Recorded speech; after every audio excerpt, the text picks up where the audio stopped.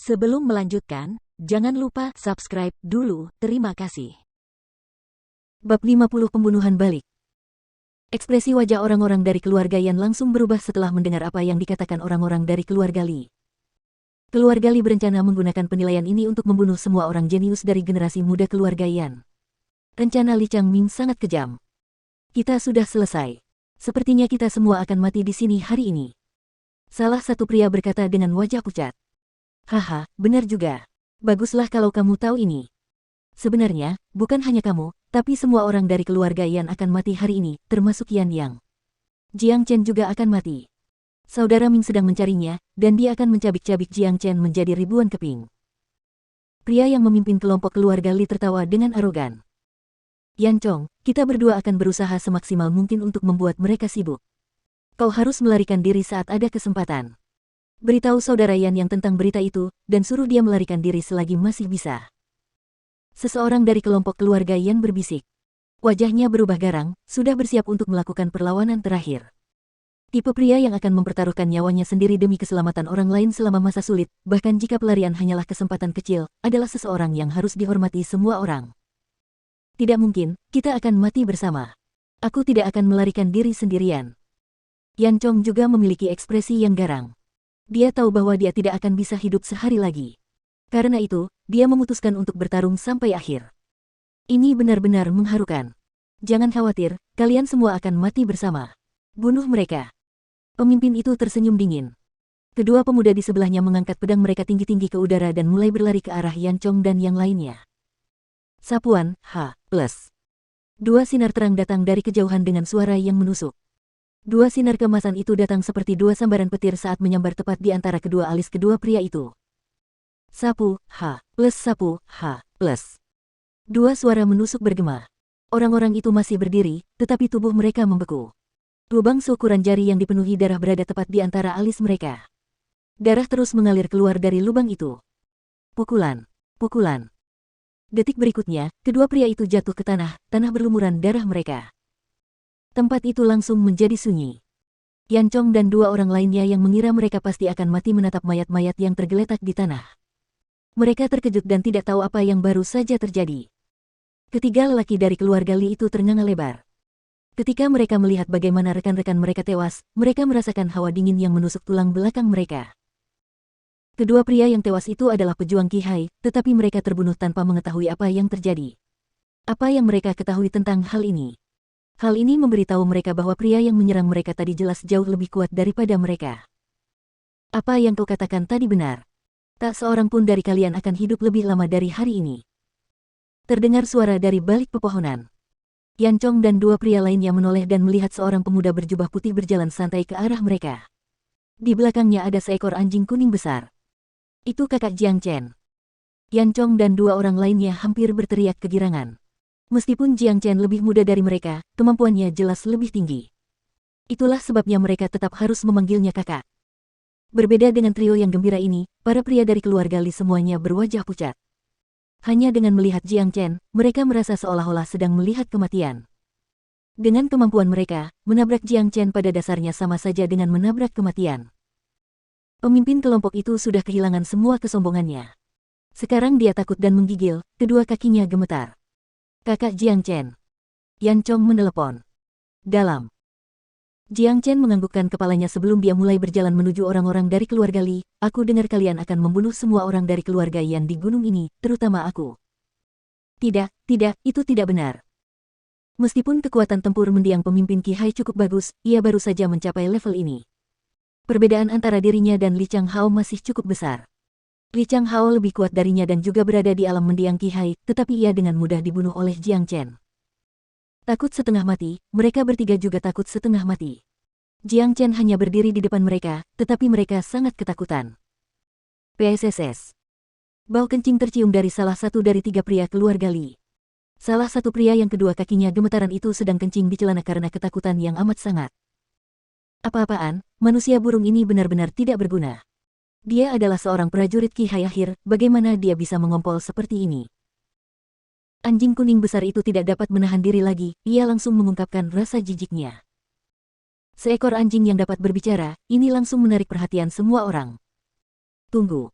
Anjing ini terlihat familiar, sepertinya kita pernah melihatnya di suatu tempat. Tidak, aku mendengarnya dari suatu tempat. Kuning besar, semuanya milikmu. Jiang Chen menggelengkan kepalanya sebelum berbalik dan mulai berjalan menuju Yan Chong dan dua pria lainnya. Dia tidak pernah melihat kedua pria dari keluarga Li itu. Big Yellow akan menyerang, tidak perlu baginya untuk memikirkan nasib ketiga pria ini. Wakaka. Big Yellow mulai tertawa karena kegirangan. Dia tidak berhasil mendapatkan sesuatu yang bagus dari pertarungan sengit antara dirinya dan Jiang Chen tadi. Dia benar-benar bosan, dan sekarang, Jiang Chen memberinya kesempatan yang bagus. Sekarang dia menganggapnya sebagai teman baik. Sapuan, plus. Big Yellow melompat ke arah orang-orang itu tanpa menunjukkan belas kasihan. Prajurit Qihai terdahulu dari keluarga Li bukanlah tandingan Big Yellow. Ia langsung terdorong ke tanah. Anjing kuning besar ini benar-benar ganas. Ia membuka mulutnya dan menggigit kepala pemuda itu, memasukkan seluruh kepala ke dalam mulutnya. Ah!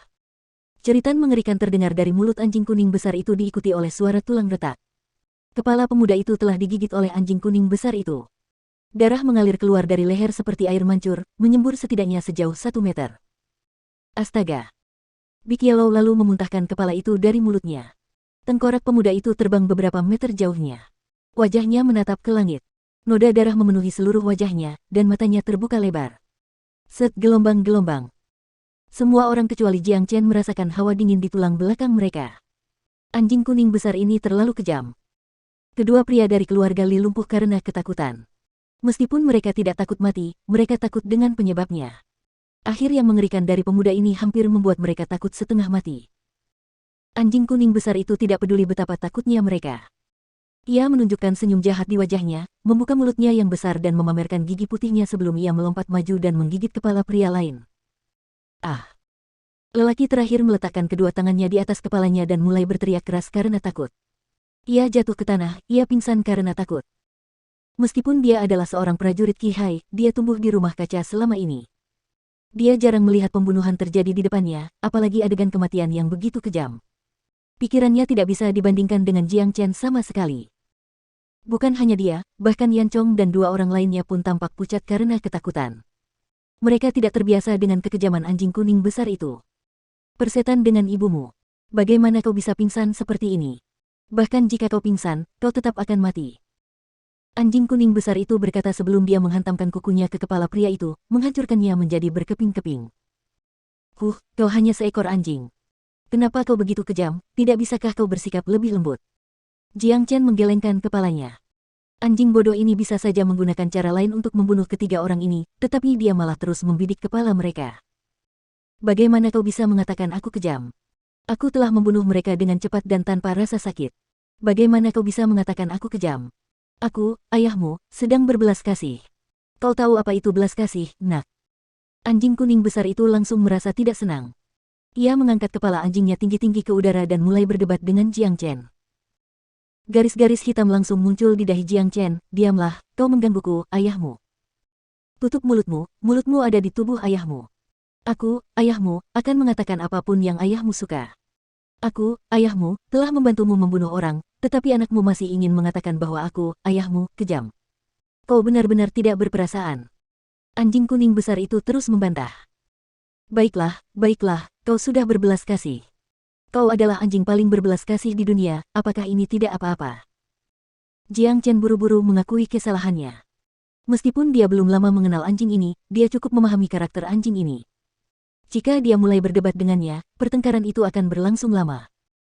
Yan Chong dan dua pria lainnya yang berdiri di belakang Jiang Chen ternganga lebar. Dari mana anjing aneh ini berasal? Ini sungguh aneh, tetapi tampaknya ia memiliki hubungan yang cukup baik dengan Jiang Chen. Jika ketiganya tahu bahwa tak lama sebelum ini, pria dan anjing itu bertarung untuk hidup dan mati, mereka pasti sudah tidak bisa berkata apa-apa lagi. Hubungan baik telah terjalin melalui pertarungan yang menyenangkan di antara mereka. Kakak Jiang Chen, Li Changming ingin membunuh semua orang dari keluarga Yan di gunung ini. Jika dia menyerang sendiri, kakak Yan yang akan berada dalam bahaya. Kita harus segera menemukan kakak Yan yang dan anak buahnya. Yan Chong berkata dengan ekspresi khawatir. Baiklah, karena Li Changming ini ingin bermain, kita akan bermain dengannya. Hari ini aku akan memastikan bahwa semua orang dari keluarga Li mati di sini. Tidak seorang pun dari mereka akan meninggalkan tempat ini hidup-hidup. Jiang Chen berkata sambil tersenyum dingin. Ketiganya saling memandang, melihat sedikit getaran di mata masing-masing. Dibandingkan dengan Li Changming, orang ini jauh lebih kejam.